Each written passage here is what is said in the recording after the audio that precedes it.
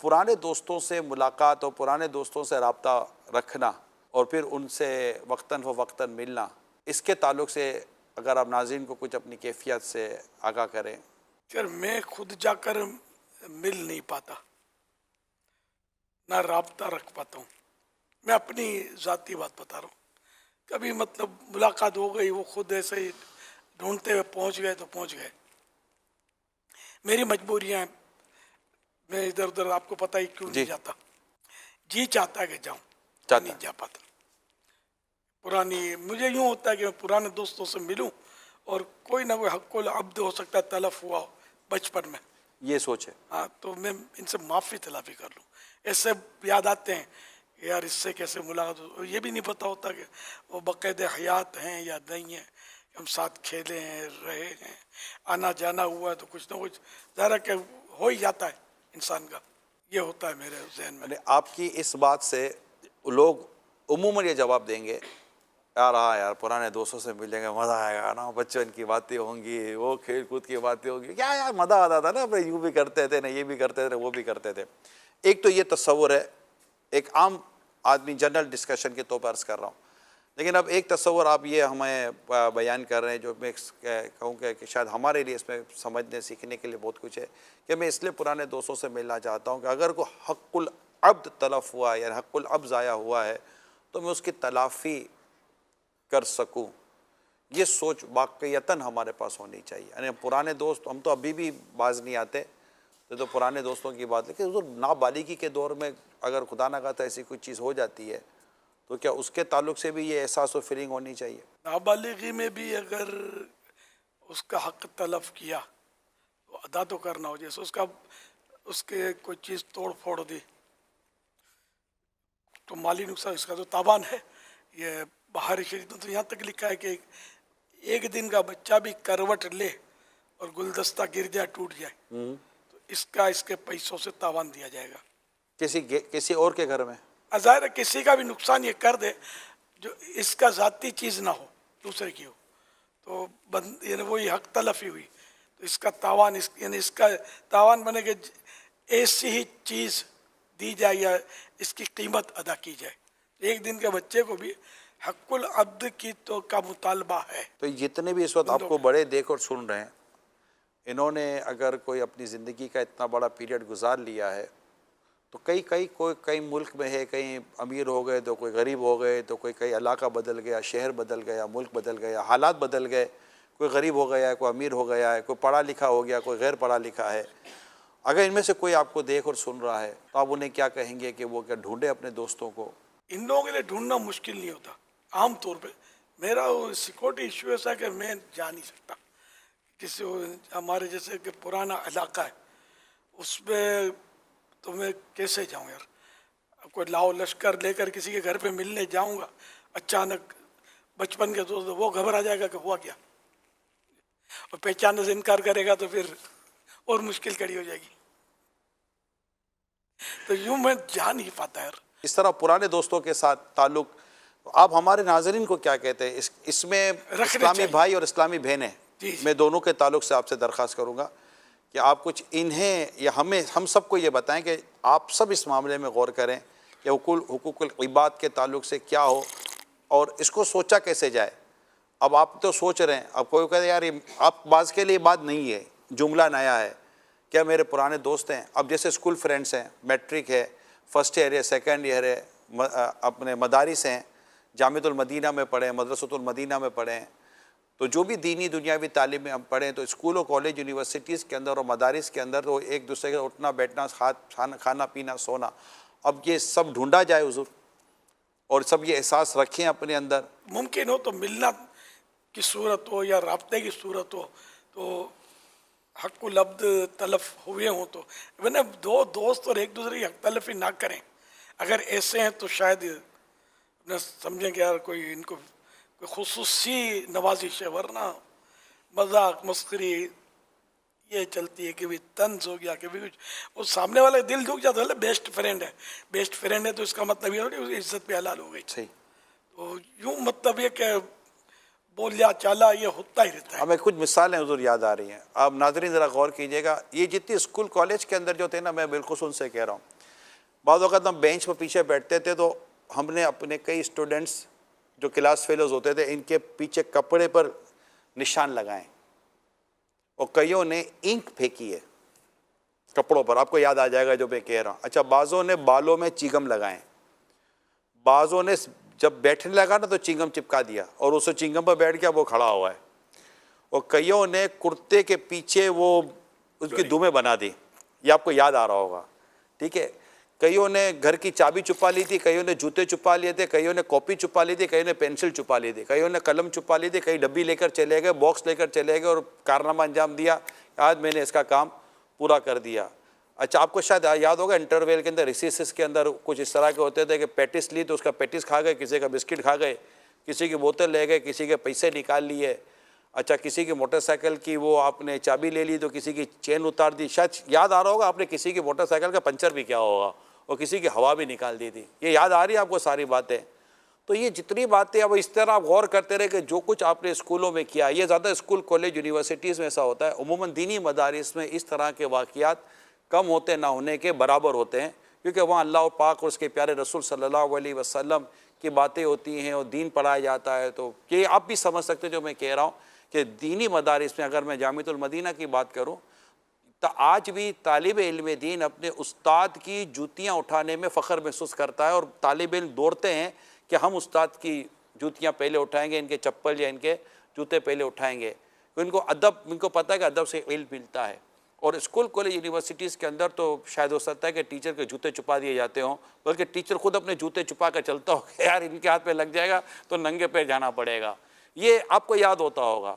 دینی مدارس کے امتحان میں کبھی باہر پولیس رینجرز نہیں کھڑے ہوتی, کیونکہ یہ مدارس کے امتحان ہوتے ہیں ختم بھی ہو جاتے ہیں. کالج یونیورسٹیز کے امتحان میں باہر رینجرز اور پولیس سب کھڑی ہوتی ہے کہ یہ آپس میں دنیاوی تعلیم جو حاصل کرتے ہیں ان کے اخلاق کتنے اور دینی طالب علم کے اخلاق کتنے. تو یوں اس طرح کے جو واقعات ہیں, ٹفن باکس کھا گئے, اس کو بیچارے کو پتہ ہی نہیں ہے, واپس آیا تو باکس کے اندر امی نے سینڈوچ دیے تھے وہی کھا گئے. تو ایسا جو کچھ آج تک کیا ہے اسکول کالج کے اندر یونیورسٹیز کے اندر, تو میرا خیال ہے تو یاد تو بہت کچھ کرنا پڑے گا. کیا لگتا ہے آپ کو؟ میں نے تو چند مثالیں دی حضور. ماشاء اللہ, آپ تو جیسے ایسا لگتا ہے کہ نس نس سے واقف ہیں ان لوگوں کی. حضور میرے طالب علم رہا ہو نا, میں نے بھی ڈھونڈا ہے حضور, دوستوں کو ڈھونڈا میں نے ڈھونڈا ہے, میں نے جمع بھی کیا ہے, اور یہ کچھ کرنے کی کوشش کی تھی کہ بھائی معاف کر دینا, معاف کر دے یا پھر لے تو پھر پیسے دینے پڑیں گے اگر مالی نقصان پہنچایا ہے تو. یہ سب کئیوں کو یاد آ گیا ہوگا کہ ایسے ایسے سین پاٹ کرے. آپ نے کچھ بھی نہیں بتایا ہوگا, یہ بھی سوچتے ہوں گے اس کو تو یاد ہی نہیں ہے جو میں نے کیا. یہ تو میں نے چلو تھوڑا سا میں نے میرے یوں سے کھڑکی کھولی ہے, دروازہ پھاٹک یہ کھول لیں. تو اب یہ جو کچھ, اچھا استادوں کے ساتھ, ٹیچر کے ساتھ بہت بدتمیزی کی ہے, ٹیچر کے ساتھ آوازیں لگاتے ہیں, یہ اسکول کالج یونیورسٹیز کے اندر نام بھی رکھتے ہیں, نام بھی رکھتے ہیں, اور وہ پتہ ہوتا ہے وہ اگر بیچارے کے بال نہیں ہے تو ابھی ٹکلو آنے والا ہے. عجیب و غریب یہ ٹیچر کا حال کرتے ہیں, اللہ کی پناہ. اور مطلب ٹھیک ہے وہ اپنے طور پر اس کو پتہ ہوتا ہے یار یہ بدتمیز ہے, اور یہ کرتے بھی ہے بدتمیزیاں. تو اب ٹھیک ہے, مطلب حضور ٹیچر ان سب کے ساتھ یہ سارا سلوک کرنا, ہیڈ ماسٹر کے ساتھ پتہ نہیں کیا کیا کرتے تھے. وہ جو کلاس کا جو پریفیکٹ ہوتا ہے نا مانیٹر, اس کا تو سب مانیٹر ہی خراب کر دیتے ہیں, اتنی اس کے ساتھ کرتے ہیں. ٹیچروں کو مارتے ہیں. ٹیچر اگر کچھ سیدھا نہ چلے نا کلاس روم میں, یہ باہر گھیرے ہوتے ہیں, باہر گھیر کے بیچارے کو مارتے ہیں. اس طرح کی وارداتیں بھی ہوتی ہیں. دعوت اسلامی کا اعتکاف تو ہے ہی نہیں کہ آپ آخر میں پھر سب کو محبتیں پیار کا درس دیتے ہیں کہ باہر سے آئے ہیں, اپنے محلے علاقوں سے آئے ہیں, مختلف ممالک سے آئے ہیں, پھر ہم آپس میں محبتیں کراتے ہیں, پیار معافیا کرواتے ہیں, ایک دوسرے سے گلے ملاتے ہیں, ہاتھ ملواتے ہیں, پتہ نہیں کیا کیا کرتے ہیں. اب اسکول کھولے, اب جو آپ تو کرواتے ہیں, اب جس ٹیچر کو ڈر لگتا ہو وہ کیا کروائے گا, وہ کہے گا باہر نکل. تو یہ اگر اوور آل دیکھیں تو خاندانوں میں بھی دیکھیں, مجھے تو اس ایک مدنی پھول میں کہہ سکتے ہیں کہ شاید پورا پروگرام ہے کہ میں اپنے پرانے دوستوں کو اس لیے یاد کرتا ہوں کہ میں ان سے مل کر حقوق العباد معاف کروا سکوں. مزے کو مزہ آ گیا, کتنی لذت ہے اس جملے کے اندر, اگر آپ محسوس کریں تو کھجور کی مٹھاس اور شہد کی مٹھاس ہے اس جملے کے اندر. آپ کو یاد ہوگا سکندر آتے تھے, میرے پرانے دوست آتے تھے दोस्तों को लेकर कुछ अरसे तक आए, अब वो नज़र नहीं है बहुत साल से।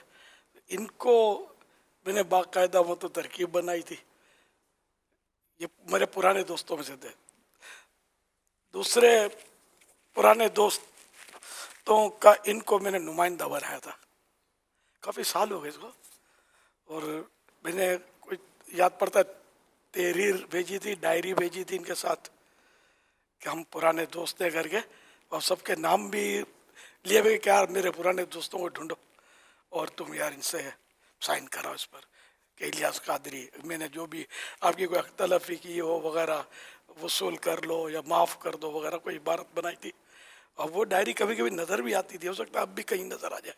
तो मैंने साइनें करवाई थी ईसाई भाइयों से, मेरे पुराने दोस्तों से, कि हमने माफ़ कर दिया अगर आपको। घर में भी यही समझाएंगे, पड़ोसियों के ताल्लुक से समझाएंगे, बाज़ों ने बड़े महल्ले बदले हैं, बाज़ों ने बड़े इलाके बदले हैं, घर बदले हैं, तो दोस्त नहीं होते लेकिन पड़ोसी होते हैं, बिल्डिंग में रहे हुए होते हैं। ये बहुत अहम और बहुत हार्ट टचिंग, दिलों को छूने वाला मौजू है जिस तरफ बेसिकली तवज्जो नहीं होती।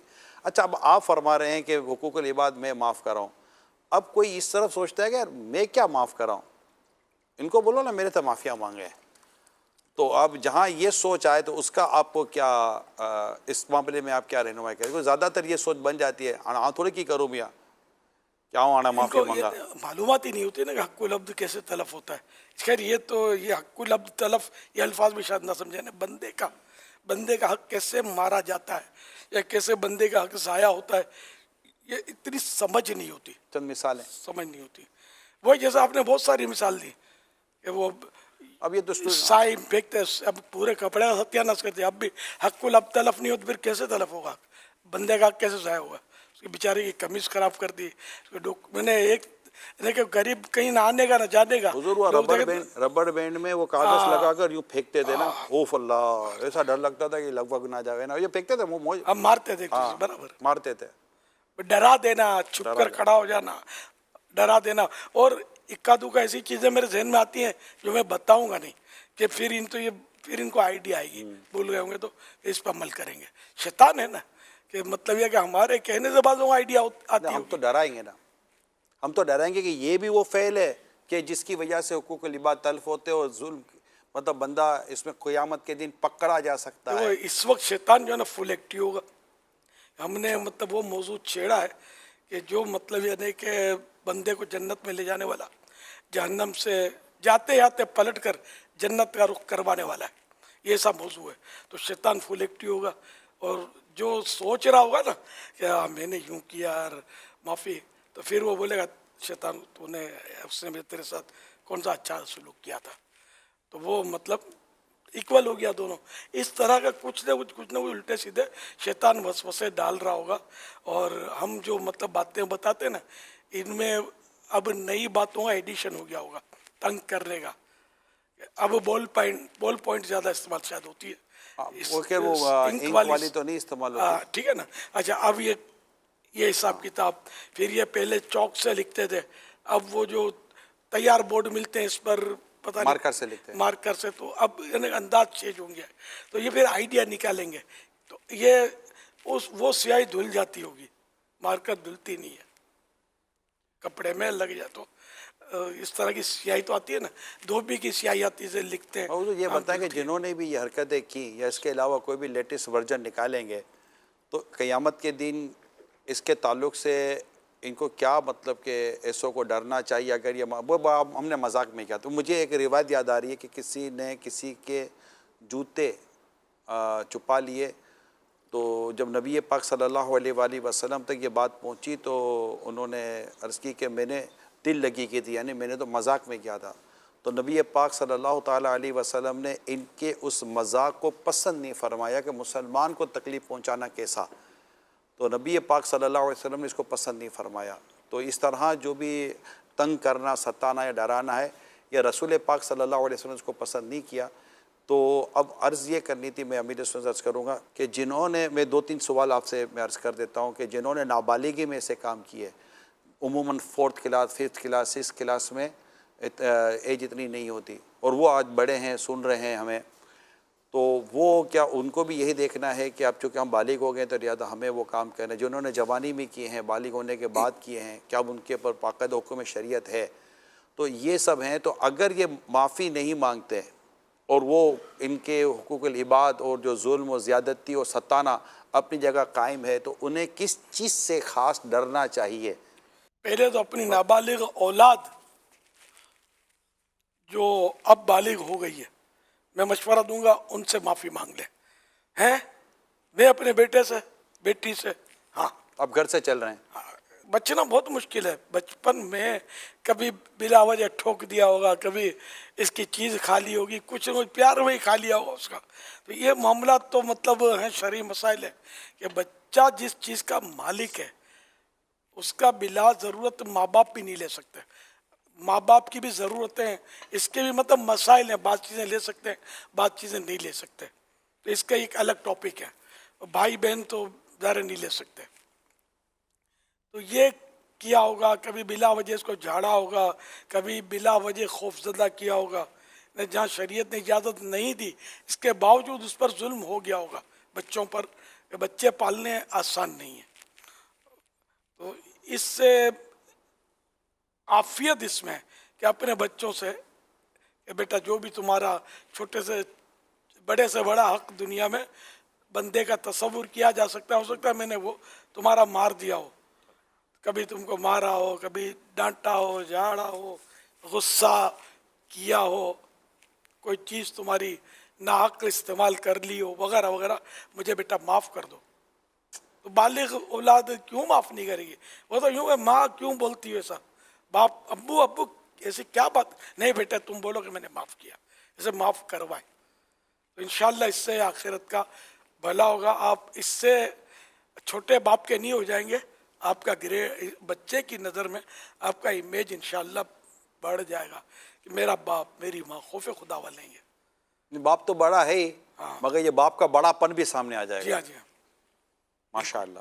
اس کے بعد اسی طرح ساتھ نوکریاں کی ہیں، ساتھ پڑھے ہیں طلبہ ایک دوسرے سے، بھلے یاد نہیں ہے، شور بیوی کے ساتھ بھی، میاں بیوی وغیرہ وغیرہ جو بھی جس خاندان سے کا ریلیشن ہے ٹھیک ہے. اور واسطے پڑے ہیں، تو کوشش یہی ہونی چاہیے کہ ان سے ممکنہ صورت میں معافی تلافی بندہ کرتا ہم رہے. 15 شعبان کو کرتے ہیں حضور. وہ رسمی ہوتی ہے. وہ ہم لوگ کیا وہ ٹیکسٹ میسج چلا دیتے ہیں، ہاں. مجھے معاف کر دو، اور دل جیسے مطمئن ہو گئے کہ ابھی اب ساتھ خون بھی کہتے تو معاف ہو گئے. یہ ایسا نہیں ہوتا. یہ بالکل چلنے چاہیے ٹیکسٹ، ایک ذہن ہے کہ چلو یہ معافی، لیکن یوں نہیں کہ یہ ہم نے تحریر بھیج دی، ٹیکسٹ بھیج دیا، کسی نے سنا نہیں سنا، معاف کیا نہیں کیا، ہم دل کو منا کر بیٹھ گئے، ہم نے سب سے معافی مانگ لی، اور ہمارے جیسا متواضع منکسر المزاج عاجزی کا پیکر کوئی نہیں. تو اصل وہ یہ معافی آسان ہوتی ہے. اصل جس کا حق تلف کیا نا، وہ جو ناراض ہے، جی، اس سے معافی مانگنے میں پتہ چلتا ہے کہ عاجزی کس کو بولتے ہیں. اس سے عاجزی کرے گا نا، ڈر لگے تو ہاں ڈر لگتا ہے نا، اس سے یہ عاجزی کرے ناراض ہو جائے گا، مطلب یہ کچھ سنائے گا. ہاں کہ اس وقت تم کو احساس نہیں تھا تو یہ سننی بھی پڑے گی. اچھا. اب آپ بولو کہ میں ترم خان ہوں، منہ توڑ دوں گا، معاف کرتا ہے کہ نہیں کرتا ہے تو یوں جا، تو یہ سے تھوڑی معاف ہوگا. عاجزی کرنی پڑے گی. معافی مانگنے کا گیٹ نیچے ہے، اچھا. یوں کر کے نکلنا پڑے گا. آپ یوں کر کے تو یہ اپنا سر ہی پھاڑو گے، سمجھے؟ تو عاجزی کے بغیر اس میں گزارا نہیں ہے. اچھا، اب اگر ہم دنیا میں معاف نہیں کرواتے، ہمیں پتہ بھی ہے کہ اس کا حق تلف کیا ہے اور جان بوجھ کر کیا ہے، اب معاف نہیں کرواتے، نہ اس کو راضی کر کے کوئی لین دین کا معاملہ تو اس کو چکاتے ہیں، کچھ بھی نہیں ہے نا. کسی کے باپ سے نہیں ڈرتے، تو مرنا تو پڑے گا نا بھائی، مرنا تو پڑے گا. ملک الموت علیہ السلام جب تشریف لائیں گے تو پھر بولنا کہ نہیں ڈرتا میں، پتہ چلے گا. تو خیر، تو وہ بعد میں جو قیامت کے دن کا معاملہ بڑا نازک ہے کہ قیامت کے دن جس کا ہم نے حق تلف کیا ہے نا، کسی کو سیاہ چھڑکی، کسی کے پیچھے پوچھڑا باندھا، ایک مثال ہے، دل آزاری کی، کسی کی ہم نے دل آزاری کی ہے، دل دکھایا، کسی کے پیسہ دبایا، جو بھی ہے، وہ قیامت کے دن ابھی بھلے ہم بھول گئے، قیامت کے دن ہم تازے ہو جائیں گے. اور اب ان کو دینی پڑیں گی اپنی نیکیاں. اب اتنی نیکیاں کہاں ہیں؟ نیکیاں وہ جو مقبول ہوئی ہوں، اخلاص کہاں سے لائیں گے؟ ہمیں تو پتہ نہیں کوئی ایک نیکی بھی ہمارے اعمال نامے میں ایسی ہے کہ جو اللہ کی بارگاہ میں قبول ہو گئی ہو. میں تو کم از کم نہیں جانتا. تو کام وہی ہے کہ جو اللہ کی بارگاہ میں مقبول ہو جائے، ورنہ کیا کام ہے؟ تو یوں مطلب یہ کہ قیامت کے دن کا معاملہ بڑا پیچیدہ ہوئے. حضرت سیدنا مسلم بن حجاج قشیری رحمۃ اللہ علیہ اپنے مشہور مجموع حدیث صحیح مسلم میں نقل کرتے، اللہ کے پیارے نبی صلی اللہ علیہ وسلم نے پوچھا، کیا تم جانتے ہو مفلس یعنی غریب نادار کون ہے؟ صحابہ کرام علیہم رضوان نے عرض کیا، یا رسول اللہ صلی اللہ علیہ وآلہ وسلم، ہم میں سے جس کے بعد دراہیم و سامان نہ ہو، مال نہ ہو، پیسہ نہ ہو، وہ مفلس ہے، یعنی غریب مسکین ہے. فرمایا میری امت میں مفلس وہ ہے جو قیامت کے دن نماز روزے اور زکوٰۃ لے کر آیا ہو.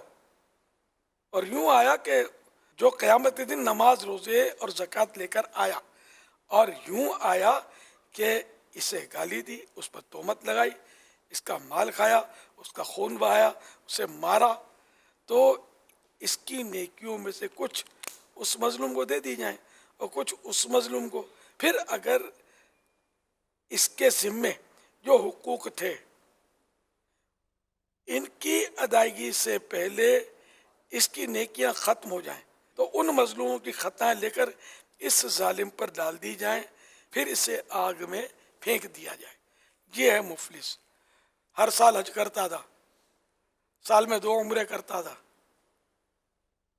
اور خوب خیر خیرات بھی کرتا تھا، لیکن اس کو جھاڑا، اس کو ڈانٹا، اس کو مارا، اس کو دھکا مارا، اس کو ذلیل کیا، یہ مطلب ناحق جو بھی کیا، یہ قیامت کے دن ان کو نیکیاں دینی پڑیں گی.